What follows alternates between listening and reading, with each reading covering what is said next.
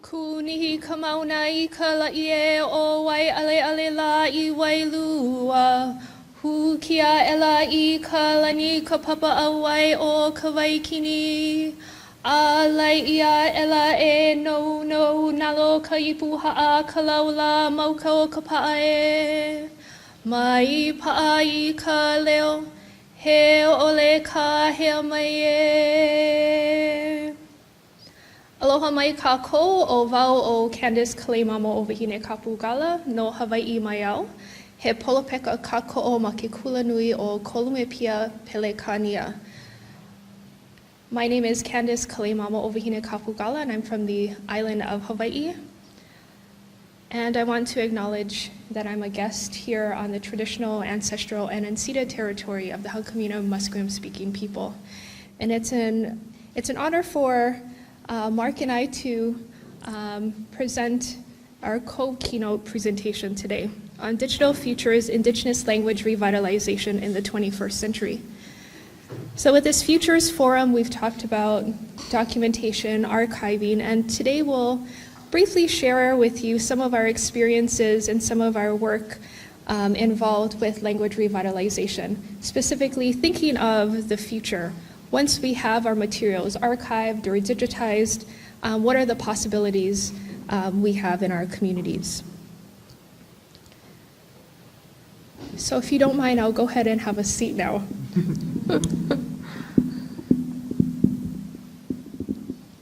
So I just want to share with you that this is where I grew up, was raised, born in Hilo on the east side of the Big Island, where the cursor is, and where the red dot is Pahala, where I was raised, again, on the island of Hawaii, a small sugar plantation town.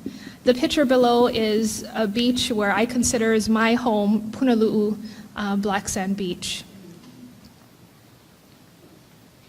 So my area of interest and research is in Indigenous language revitalization and education, and looking at how Indigenous communities around the world are using technology for language education.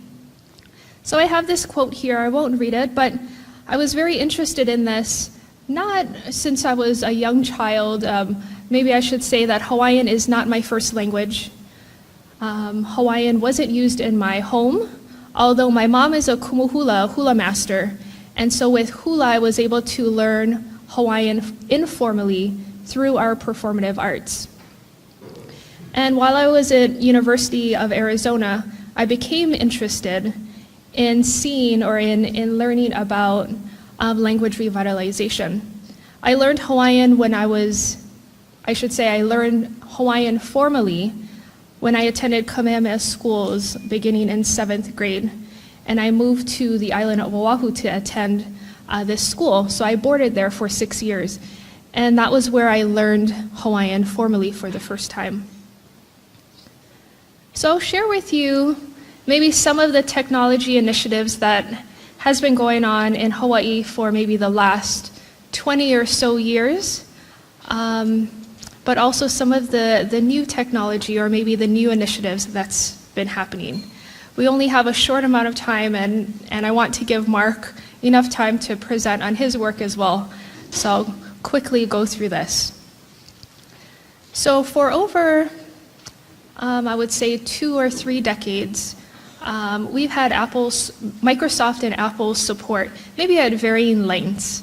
On this image here, we have Killa Doneghy, who was a professor at the University of Hawaii at Hilo, in Kahakaula Ke'elikolani College of Hawaiian Language. Now he's situated at the University of Hawaii and Maui campus. And so he's been involved with technology and finding ways to maybe localize Hawaiian language with these technologies. And so you see here a screenshot of the notepad on the far right or on an iPad.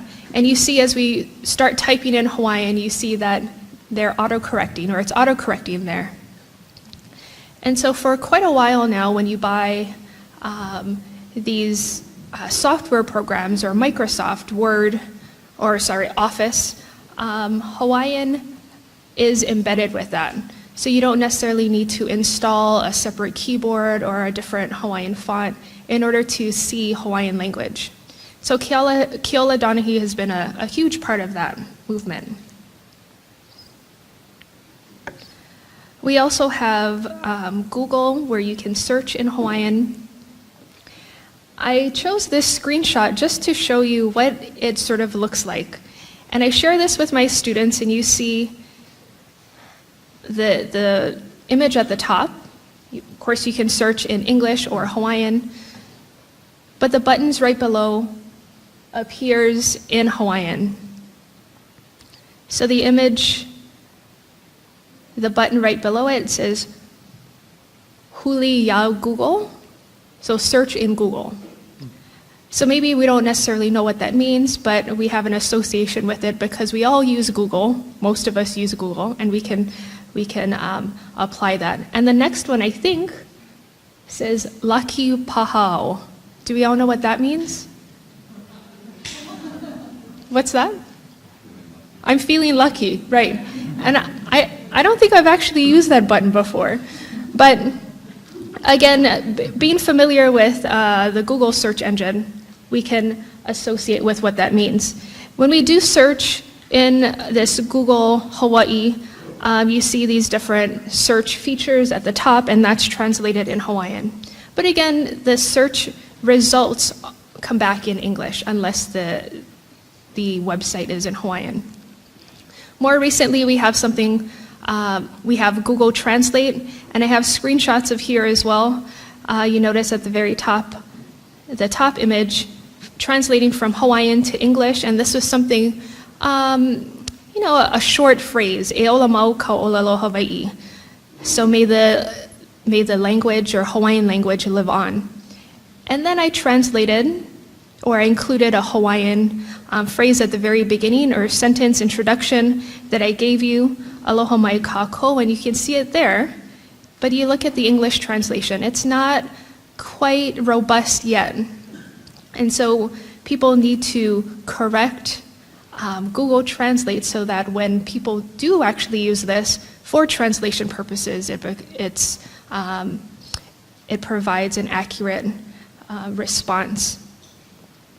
So it says here in English, aloha from us, and then it says, the Candace Galla Vihine Kapu Galla, my name, for ko ni ka'u. So it doesn't really understand place names yet. And a professor at the University of British Columbia. And then it also includes Hawaiian words in there as well. So it's still trying to figure out what's happening. But within the last few months, people have been contributing to this translation feature. One of the really interesting things that we have in Hawaii is our ulukau, or Hawaiian electronic database. And this is available online for anyone to use, whether you're Hawaiian or not, or an academic or not. And we see the feature, or we see the screenshot in Hawaiian first. And I think this is really important for us to think about, because when we're trying to revitalize our language, we want to see our languages first, regardless if only a small percentage of us understand it. So there's a feature to click on so that we can see the English version, which I have in the forefront here. So ulukau houses our many dictionaries that have been published from the 1800s by missionaries, as well as our native Hawaiian cultural specialists and linguists. We have books, which are cultural books, academic books, reference books, kids' books that we've published within the last 30 years. We have images, information about genealogy, and newspapers as well. So again, this is available for all of us to see. So I'll go through a few of these just to give you an idea of, again, possibilities. And I know some of us come from communities where we already have these established. And this dictionary, this online dictionary, again, is offered through ulukau. And you can search in English or Hawaiian. So I searched Canada. And I think this is really interesting for us to think about. The Hawaiian is kanaka. And maybe a little side note here, Hawaiians have come up to the Pacific Northwest or traveled to the Pacific Northwest since the late 1700s. So there's some presence here in the lower mainland. How many of us are familiar or from maybe Maple Ridge area? And so may I ask, do we know of a highway, or in particular, what is that highway name? I know the creek. Okay, the creek. Kanaka Creek. Kanaka Creek, right. So Kanaka is a Hawaiian word, which means man. So there's presence here in the lower mainland. Hawaiians also resided along Stanley Park as well as Salt Spring Island. So I pull this up just so we can see the connection between Hawaii and our place where we're situated today. So again, you can see that this can be viewed in Hawaiian and in English. English has a tab at the very top. Now puke vehevehea pa, where my cursor is, this searches all the dictionaries that we have. Again, some of our dictionaries which were published from the mid-1800s to our most recent dictionaries that were published with our new new words that we're developing for our schools, our immersion schools. There are also place name dictionaries as well that you can download. Some of these are also available in PDF form, so if you want to download it on your computer or your mobile device, you can do that as well. Then I'll show you some books that we have. This is an anatomy book that was published in 1838 by missionaries. It's about 78 pages or so. Again, you can just view this online, but if you want a PDF file, you can download that for viewing. We have books na Koko o Keia, Keiki Hawaii, the bloods of this Hawaiian child. And what's really nice about this, because it's available as a PDF, many of our parents or Hawaiian immersion caregivers can download these and read them to their children or help themselves learn Hawaiian at the same time. Because as you know, Hawaiian was forbidden to be used in public and private schools since the late 1800s.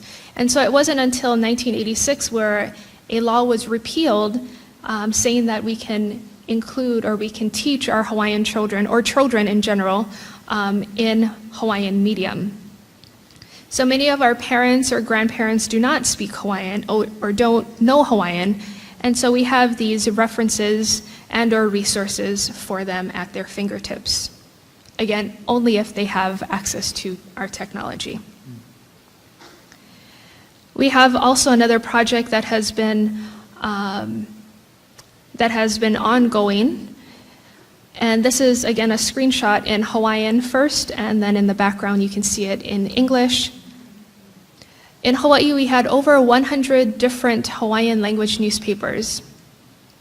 And this is an example of one particular newspaper called Nupepa Kuakoa. And this is from January 1864, January 9th, 1864. And I chose this because it talks about George Vancouver and his naming of, well, it's not naming of Vancouver, but just the significance. And so you can see this is the scan of the newspaper itself, what it actually looks like, and the transcription here. And so maybe I'll share with you quickly, I have some time to share with you a video by Ome TV, and it talks about this exact newspaper project. O ana ke lo lena necklace, ke kahi maka I koe o ka pangu I kaika ana I ka ho'ola hou ia o kakako o lalo makuahine, no ke kana kolua oi paha makahiki. Komo I loko ke ia no ka ho'ola anu po ka ku o leno. Ina keiti hiki wawe ka mea ka ike I nā apo I ka ike I nā kako o lelo mau ia lako. A I loko ke ia mau makahiki he kana kolu I hala I honei, ua kukulu a ho'opaa hou ia he onai hana kula e ho'ona o wao ia I kakako mau keiki, ma oka o lalo Hawaii I piha.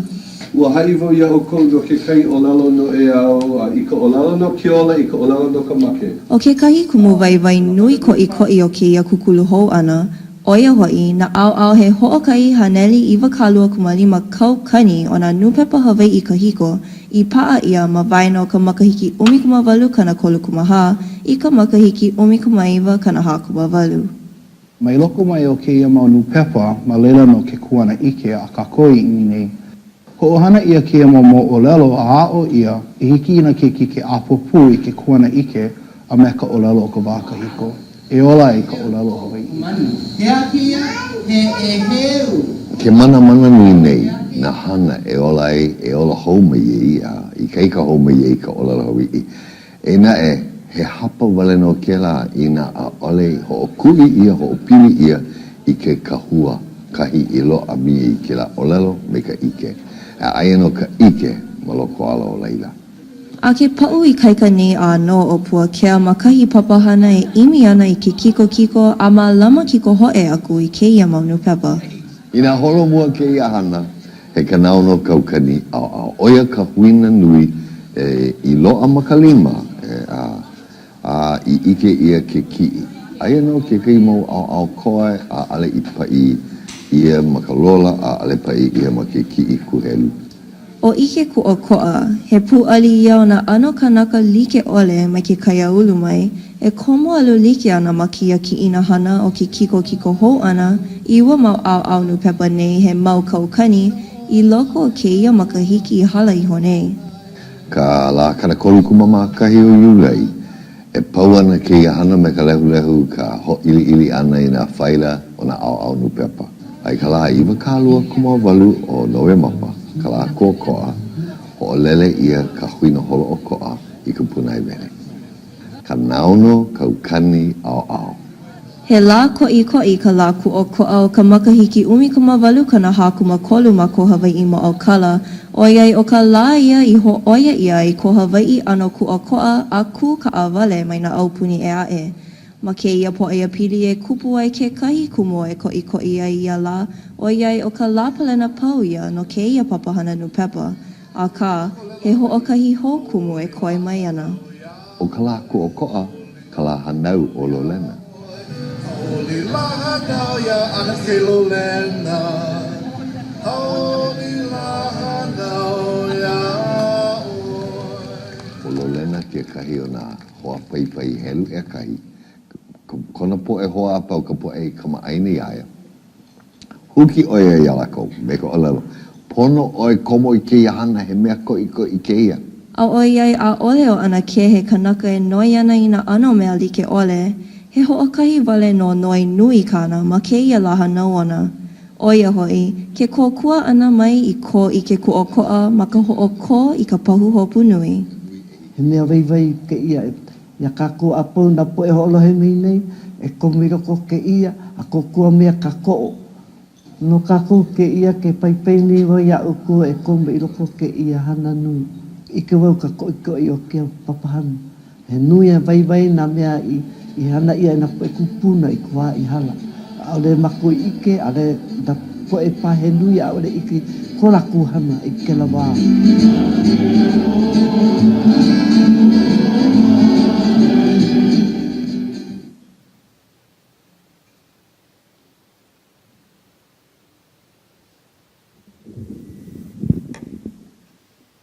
So I share this short video with you to show some of the initiatives that has been going on within the last, I would say, 10 years or so. And Auntie Lolena has been a significant part of the movement. She lived on the island of Ni'ihau. Now she lives on the island of Oahu, and she's been very involved with the Puna Lale, our language nest, from the beginning. And so it's really nice to see and to hear her voice.